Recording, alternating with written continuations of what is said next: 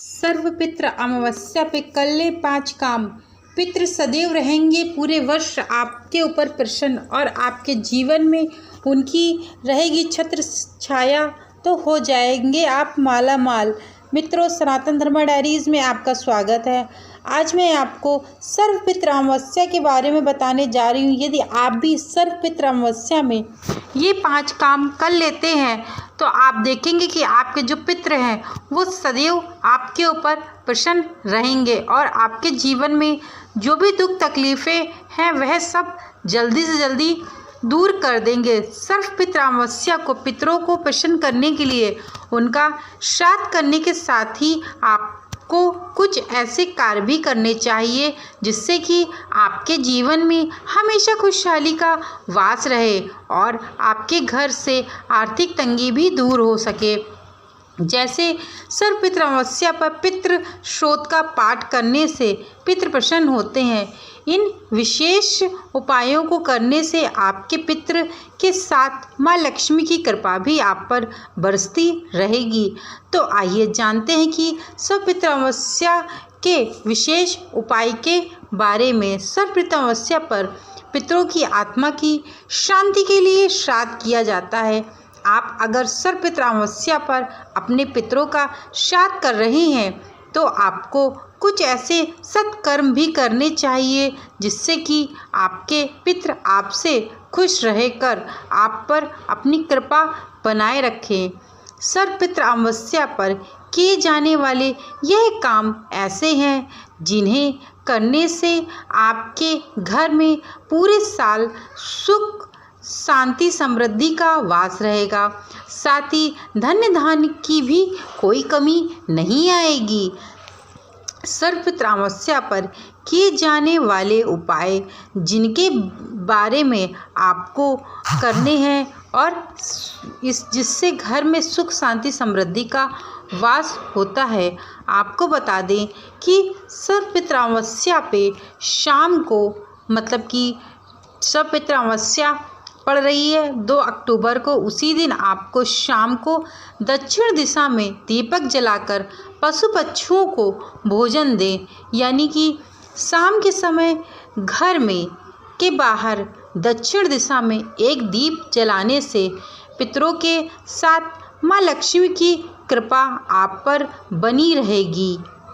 गाय, कुत्ता, कौवा और ग्रास दें और भोजन का कुछ भाग किसी सुनसान स्थान पर अवश्य रखें। नदी तालाब के पास रख सकते हैं। माना जाता है कि इससे जिन लोगों का श्राद्ध नहीं किया जाता है वे अनजान में ही पितर उस भोजन को खाते हैं और उनके मन से आपके लिए आशीर्वाद निकलता है। आपको पितृ श्रोत का पाठ भी करना चाहिए या किसी पंडित से करवाना चाहिए। पितृ श्रोत का पाठ करें और पितरों से प्रार्थना करें कि वह आप पर प्रसन्न रहें और घर में आनंद मंगल बना रहे। साथ ही प्रार्थना करें कि आप फिर से अगले वर्ष आएं और हमें अपनी सेवा का अवसर दें। इससे पितृ प्रसन्नचित्त होकर जाएंगे और आपके ऊपर उनकी सदैव कृपा भी बनी रहेगी। वहीं सुबह उठ कर के कर लें साफ सफाई। यानी कि सर्वपित्र अमावस्या पर सुबह जल्दी उठकर घर की साफ सफाई करके गंगा जल का छिड़काव पूरे घर में करें। इसके बाद गेंदे के फूल घर के द्वार पर लगा सकते हैं। सूर्यास्त के बाद घर में झाड़ू नहीं लगानी चाहिए। सूर्य अस्त के बाद झाड़ू लगाने से पितृ भी नाराज होते हैं। शास्त्रों में इसे अपशगुन माना गया है।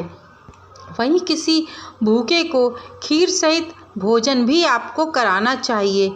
यानी कि सर्वपित्र अमावस्या पर बताया गया है शास्त्रों में कि सर्वपित्र अमावस्या पर किसी भूखे व्यक्ति को अन्न दान करना सबसे बड़ा पुण्य माना जाता है। सुनिश्चित करें कि सर्वपित्र अमावस्या पर आपके घर से कोई भी भूखा न जाए। आपके दरवाजे पर अगर कोई मनुष्य पशु पक्षी भोजन की इच्छा के साथ आता है तो उसे कुछ न कुछ खाने के लिए अवश्य दें। किसी ब्राह्मण और भूखे व्यक्ति को भोजन कराएं। खीर और दूध के युक्त भोजन करवाना सर्वप्रथम उत्तम माना जाता है। इस उपाय से माता लक्ष्मी की भी कृपा आप पर बरसेगी और उनका आपके जीवन में सदैव के लिए आगमन हो जाएगा और उनसे ही आपका जीवन सुखमय व्यतीत होने लगेगा। वहीं आपको सर्वपितृ अमावस्या पर पितरों के नाम का एक पौधा भी लगाएं। यानी कि सर्वपितृ अमावस्या पर यह सब तो आप कर ही सकते हैं, परंतु साथ में उनके नाम का, जो आपके पितृ हैं उनके नाम का आपको एक पौधा भी लगाना चाहिए। किसी पितृ का नाम लेकर एक पौधा लगाएं और इस पौधे को नियमित रूप से जल दें। इससे पितरों को नियमित संतुष्टि मिलेगी और जैसे जैसे पौधा बढ़ेगा आपके घर में भी सुख समृद्धि की वृद्धि होती रहेगी। पौधे घर में सकारात्मक और खुशहाली का प्रतीक होता है। इसीलिए आपको सर्वपितृ अमावस्या पर घर में एक पौधा जरूर लगाना चाहिए।